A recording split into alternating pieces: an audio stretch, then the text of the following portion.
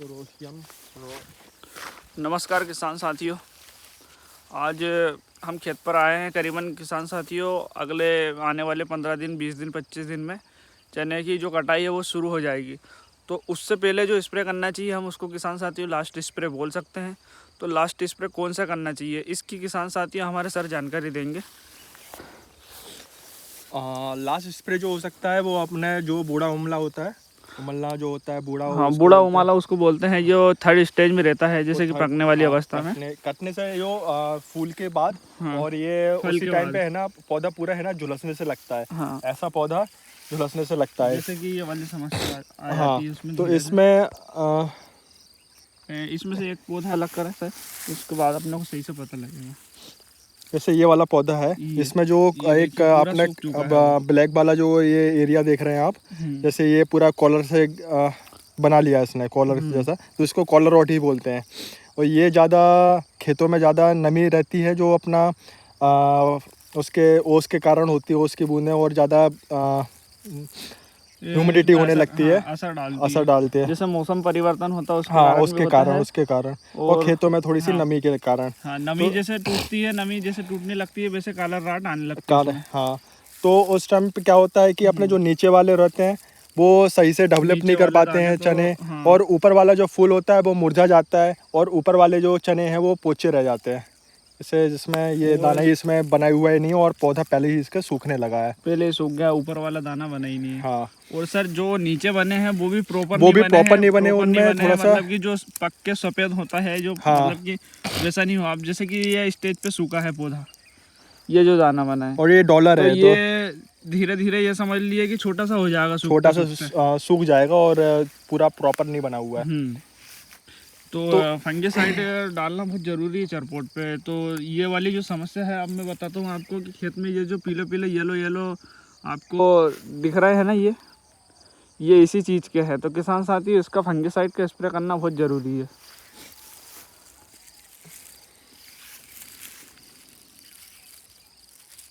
इसमें फंगिसाइड अपन, अब जैसे कि ये यहाँ तक तो दाने अच्छे प्रॉपर बने हैं यहाँ तक तो, मगर यहाँ ये इसमें ये मतलब कि घेटी खाली रह गई है, और ये भी खाली रह गई है, ये देखिए। और ऊपर का जो फूल है जो भी है वो पूरा झड़ चुका है, खत्म हो चुका है, ये येलो पड़ गया। और हाँ, ये देखिए ऊपर के ये जो फूल है, इसमें फूल है, ये सक्सेस नहीं हो पाएंगे।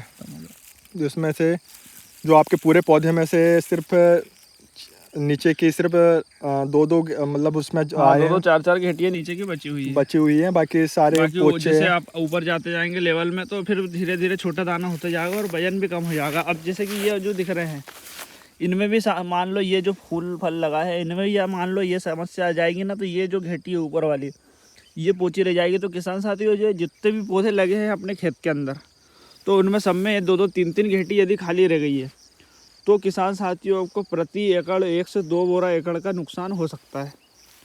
अब जैसे कि ये समस्या किस प्रकार फैलती है, ये देखिए। ये अभी चने का पौधा एकदम से नहीं सूखता है, कभी भी किसान साथियों ध्यान रखिए जी। इस समस्या का पता जब लगता है आपको कि जैसे आप खेत में आएंगे और पौधे की जड़ को उखाड़ के देखेंगे, उखाड़ के देखने के बाद आपको काला रोड दिखेगी इसमें, तब आपको इसका पता लगेगा। ऐसे किसान साथियों आप खेत में आके इसका पता नहीं कर सकते, क्योंकि पौधा 15 दिन के अंदर, 15 दिन मतलब बीमारी लगने के 15 दिन बाद सूखता है। जब तक पौधा पूरी तरीके से सूख जाता है अपन उसका इलाज ढूंढते हैं जब तक। जैसे ये जो कॉलर रॉट है, ये कॉलर रॉट है, उसमें कॉलर के नुमा एक वो है ना, एक वो पौधा अपना घेरा बना लेता है काला सा। जब अपन इसको फाड़ के देखते हैं तो जो अपने मेन जाइलम होती है, उसकी जो मेन स्टेम होती है, वो उसके अंदर से पूरा ब्लॉक कर देती है, उसमें पूरा फंगस अपनी कॉलोनी डेवलप कर लेती है। तो जो अब अपने जो न्यूट्रिएंट्स हैं वो अपने जड़ से एक तो अपने स्टेम में मतलब, और तो वो एकदम से अपना एक टाइप का गला घोंट बीमारी टाइप का हो जाता है, तत्व उठाना बंद कर देते हैं। जैसे कि ये जो फ्लोएम और जाइलम की नली रहती है अंदर, उसको पूरा ब्लॉक कर दिया। इसको मतलब है ना, ब्लॉक कर दी ये पूरा फंगस ने, ये पूरे फंगस ने कॉलोनी डेवलप कर ली है जी। उसके कारण ये पौधा पूरी तरीके से उसके फंगस के संपर्क में आकर ये पौधे की मतलब कि ये समझ लो सूख गई है, जड़ें भी सूख गई है, और ऊपर से भी पौधा धीरे धीरे पूरी तरीके से सूख जाएगा। और इस फंगस का नाम है स्कोरोशियम रोल्फसी।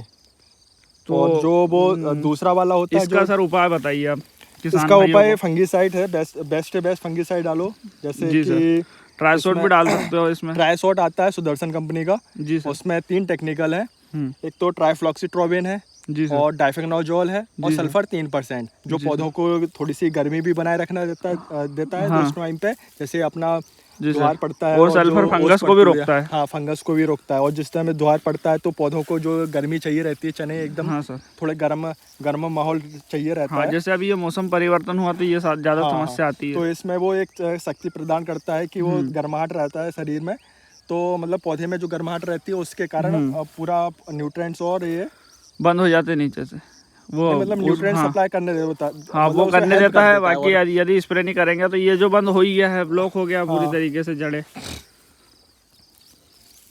उसके बाद किसान साथियों अदर फंगिसाइड भी है, जैसे धानुका का लस्टर है। लस्टर है, उसके बाद नेबिटो हाँ है, नेबिटो भी डाल सकते हैं अपन। नेटिवो। हाँ नेटिवो, उसमें भी उसके बाद ट्राइएक्सर भी डाल ट्राइफ्लॉक्सीट्रोबिन सकते हो। उसमें जो हाँ है, हाँ ट्राइफ्लॉक्सीट्रोबिन है उसमें, हाँ। और एक और टेक्निकल है उसमें। एक नेटिवो सर एफएमसी का भी आता है। हाँ वही वाला। ये वायर का नेटिवो है, और एक वायर का, एफएमसी का हाँ भी वायर आता का है। नेटिवो सबसे जी बेस्ट है सर। उसमें, वो नेबिटो वो जी वाला सर। टेक्निकल तो अच्छा है। ये फंगिसाइड का उपयोग कर ट्राइफ्लॉक्सीट्रोबिन। सकते हैं आप।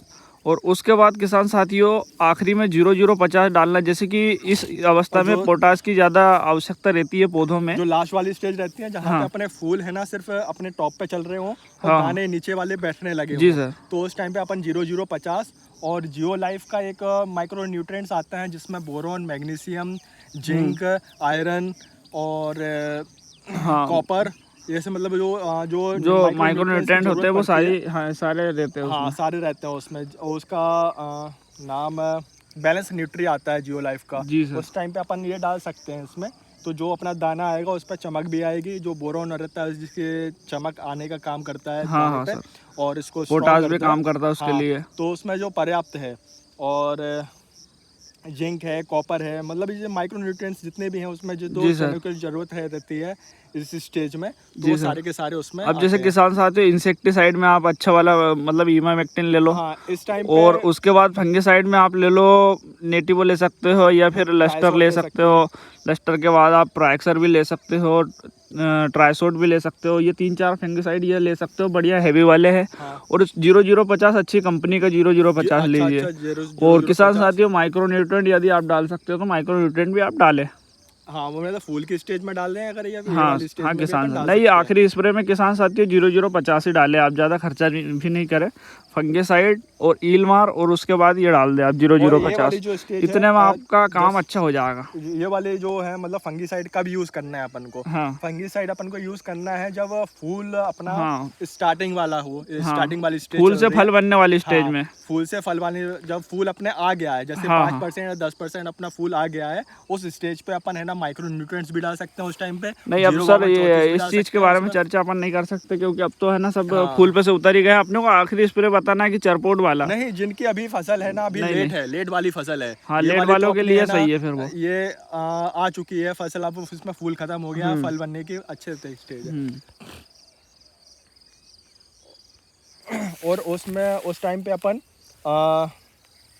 0 52 34 हाँ सर। और माइक्रो न्यूट्रिएंट्स और एक फंगिसाइड अच्छा वाला, और अपना इमामेक्टिन लिक्विड वाले भी आते हैं उसमें, वो वाले भी आते हैं। आप लिक्विड वाला यूज़ कीजिए, उसके रिजल्ट अच्छे वाले हैं। एक लीनो आता है और एक इमैक का आता है शायद, इमैक्टो करके, हाँ। उसके भी अच्छे रिजल्ट हैं। और अगर इल्ली की ज़्यादा समझ से आ रही हो और अपना जो स्टेम बोरर होता है वो अगर आ रहा हो, तो अपन उसमें उस टाइम में कोरोजन भी डाल सकते हैं उसके साथ में, और क्लोरीफायरिफॉस और साइपरमेथ्रिन का एक कॉम्बिनेशन आता है, वो भी डाल सकते हैं, तो जिससे कि इल्ली रुक जाए। और उस टाइम पे वो उसको थोड़ा सा टाइम लगता है, इल्ली उस टाइम पे अपन जब डालते हैं तो इल्ली पे कांटेक्ट वाला आता है, सिस्टमेटिक भी आते हैं, तो उस टाइम पे इल्ली अभी खाना सर तो बंद कर अभी देते तो हैं। मौसम इस प्रकार हो रहा है, बादल हो रहा है, पर इस प्रकार अभी ईल दिख नहीं हाँ रही है। इल्ली इस समय नहीं दिख हाँ, रही है, मगर आने वाले समय में लग सकती है लग ईल। सकती हैं। तो हाँ। इस टाइम पे अपन तो जो किसान साथी ध्यान रखें, मौसम जिस प्रकार गड़बड़ हो रहा है तो ईल भी लग सकती है। तो साथ में इल्मार, फंगिसाइड जो और पॉड उसके बाद आप 0050 का, इन तीनों का कॉम्बिनेशन सबसे बढ़िया रहेगा। आपके चने का उत्पादन बढ़ाने में इसका 100% योगदान रहेगा।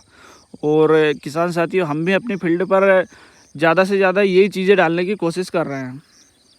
तो किसान साथियों, लंबी वीडियो हो गई है थोड़ी, माफ़ी चाहते हैं इसके लिए। हमारी इसी प्रकार की वीडियो देखने के लिए धन्यवाद आपका बहुत बहुत।